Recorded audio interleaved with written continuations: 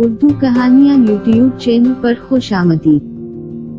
शादी के कई साल बाद अब्बा और भाई उसके घर आ रहे थे। वो बहुत खुश थी। कई पकवान तैयार किए थे, मशरूब बनाए थे। खुशी से फूली नहीं समा रही थी। अल्लाह अल्लाह करके इंतजार की घड़ियां खत्म हुई।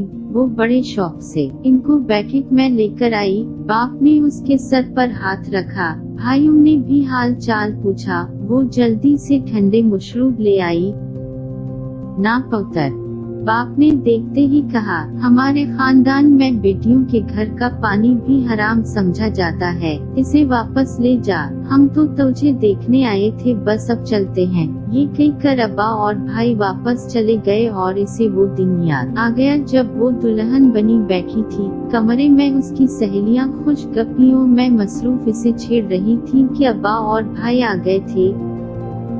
देख पुत्र, अब्बा ने उससे मुखातब होकर कहा था, हमारे खानदान की रीत है कि शादी से पहले बेटियां अपनी जायदाद से दस्तबरदारी करती हैं। ले पुत्र, तो भी उस कागज पर साइन कर दे। और फिर उससे दस्तबरदारी के कागजात पर दस्तखत करवा लिए गए थे। और अब वो चुपचाप खड़ी यही सोचती रह गई कि ये कैसी रीत, कैसा रिवाज है कि बेटियों के घर का पानी पीना तो हराम है, पर उनकी जायदाद का हिस्सा हड़प करना हलाल है।